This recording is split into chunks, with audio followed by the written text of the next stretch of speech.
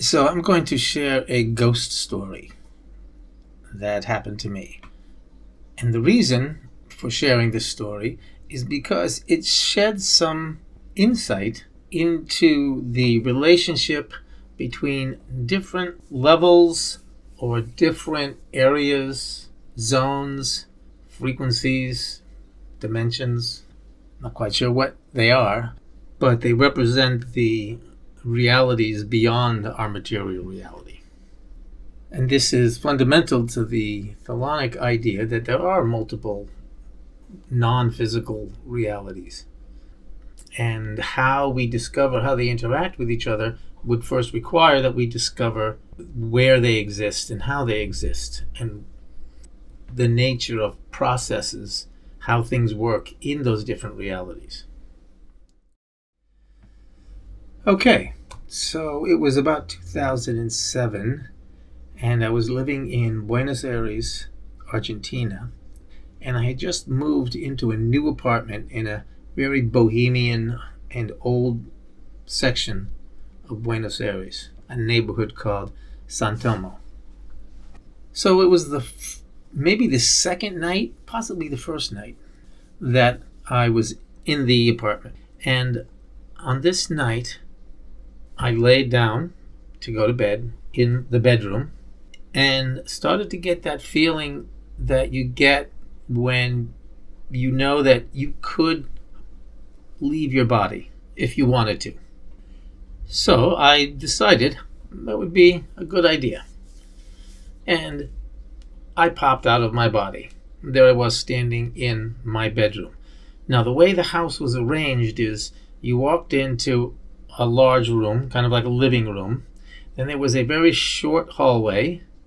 On the other side of the wall of the living room was a small kitchen.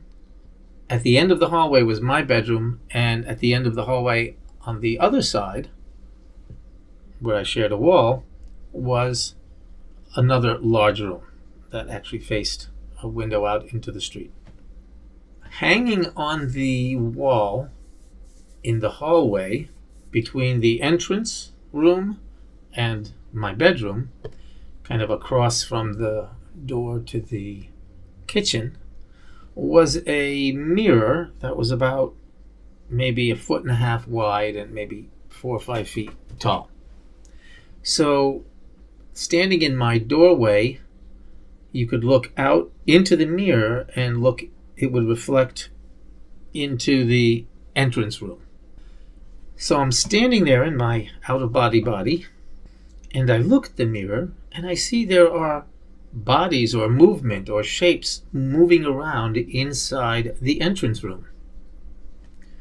So I float out of my room down the hall and into the entrance of the entrance room, and I don't see anything. There's nothing there. I go back a little bit and I look into the mirror again, and I see very clearly a short, fat nun wearing a nun habit. I mean, that's how I knew she was a nun. Dressed in white. It was a white outfit with a white nun's habit. And on each side of her was a dark, kind of dark, smoky, dark gray shape of a man, a big man. So there were two big male shadows that she was walking with, like, arm in arm, or she was like holding them and walking. They were cloudy gray. She was quite defined. And they were walking across the room. Well, that was very strange. Okay.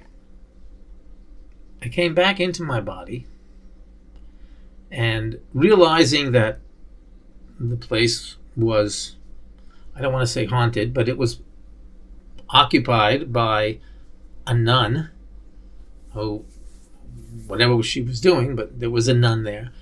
I thought, okay, this place is over 100 years old. I don't want to create friction, and I have no problem with living with the ghost of a nun. So I went out and got a framed picture of the Madonna, hung it in the room, removed all of the electrical equipment from the room, candles and things, put some salt around the doorways. It was very calm and peaceful in there. And I just let it be known that we can easily live together in harmony. The next day, I went downstairs and I spoke to the portero, which is he's like the superintendent of the building. He's like a doorman, but also he fixes things and he has a little office. And I asked him, I said, what was this building before? Oh, he says, it's been an apartment for many, many years, blah, blah, blah. I said, no, but much before, like 100 years ago. What was this? He said, in its original form, it was a house built by the Catholic Church to house nuns and other clergy. They lived there. But then when the yellow fever broke out, it turned into like a hospice for those dying of yellow fever. And there were a few different outbreaks of yellow fever in Buenos Aires. 1852, 1858, 1870 to 1871. The latter one in the 1870s killed about 8% of the population of Buenos Aires. So that was the big one. And what had happened is when the yellow fever broke out, a lot of people left this area of Buenos Aires, which at the time was kind of like the popular uptown territory. The downtown was the docks, more industrial section, and this was the uptown. They left and moved much further out of the city, which is now the current kind of uptown where the hoi polloi live. But at the time, that was the neighborhood. So the houses there and the buildings were very nice. Some of the buildings are just exquisite architecture, beautiful design, really high quality work. But after the neighborhood was abandoned, it was taken over by the poor folks, a great percentage of them being blacks. Now, Argentina abolished slavery in 1853, and they were basically given three choices. Join the army, where they had little chance of surviving, leave, and many of them did and went to Brazil or Uruguay, or they could stay and work jobs as a free man, but they were horrible jobs. But quite a number of them did stay. However, they were also the ones that got decimated by the yellow fever, especially in unsanitary, unhealthy, dirty conditions where they worked. So this building that I was living in was at one time filled with very sick, dying people. And I suspected the two quite large spirits, not only large compared to the nun, but large compared to a typical Argentinian, which is about 5'7". These were like 6.5 feet spirits that she was ushering. And I suspect that was because they were probably two big black guys working in Argentina and got sick and died. However, upon researching the history of the building, the records show the building wasn't built until 1921.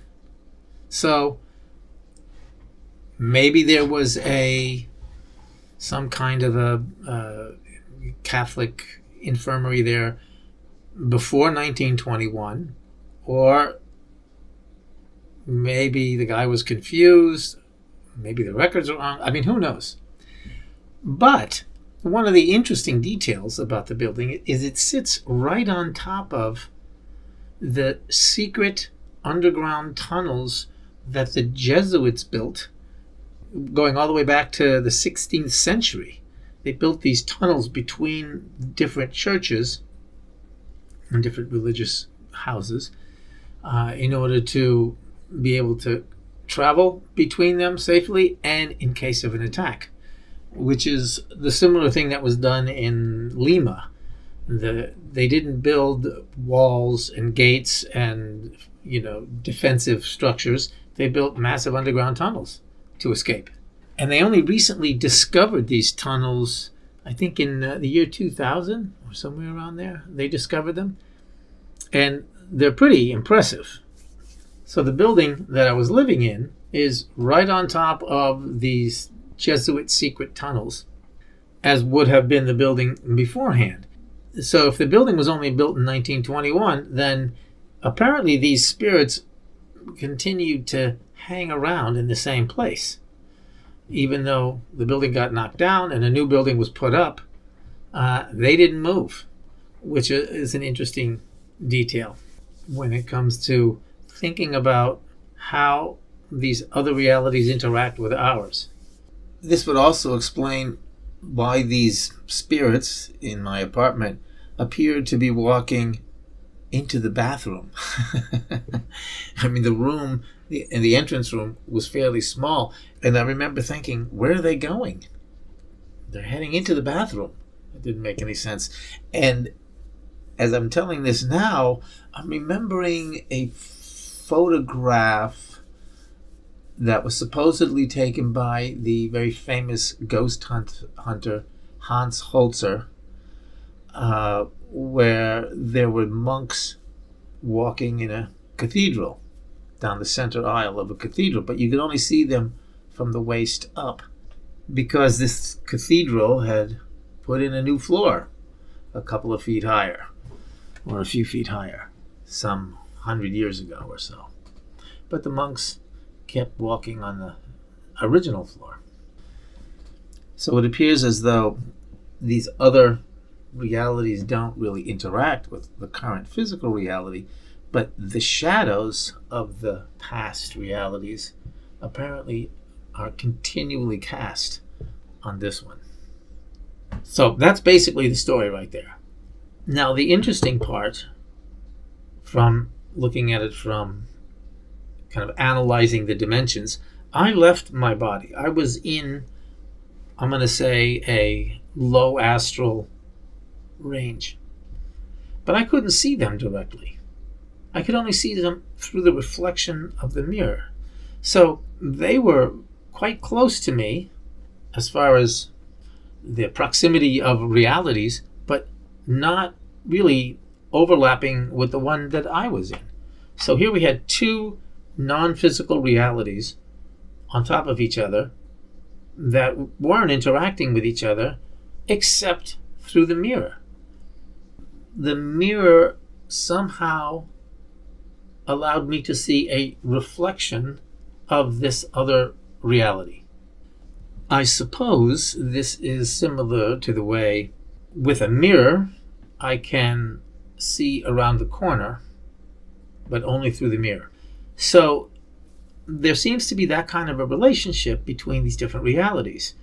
Part of the same neighborhood, as it were, but not visible from the part of that reality that I was in when I first left my body. But the difference with the analogy of the mirror is that when I walked into the room, I still could not see them. So somehow the reflection allowed me to see into another frequency or another dimension. So it wasn't just reflecting, it was somehow transforming. I suspect that the dimension of the nun and her ghosts, well, they were all ghosts, but the nun and the two spirits of the dead that she was ushering were in between the reality I was in and the physical reality. In other words, they were even lower astral than I was. And the only reason I think that is because they were still connected to their physical instances once upon a time. The energy of their existence was centered around that physical existence. My being out of the body, it was not centered around my physical existence. My physical existence was laying on the bed, and I was floating around relatively free as a bird. So I think they were closer to the physical for that reason. So I think they were in between where I was. They were like a lower astral, and I was slightly above. Looking in the mirror allowed me to see them because the mirror also had a physical representation.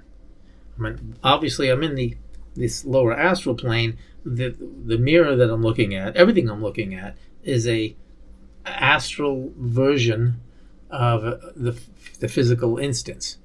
So it looks almost identical, but it had a physical instance. So the mirror kind of had a foot in each side of in each reality, the physical reality and the astral reality. So it was essentially acting kind of like a transformer or a conduit between the physical and the lower astral. Whether it works in both directions, I don't know. But it does raise some very interesting possibilities regarding making connections between the physical and the non-physical. And that is that story.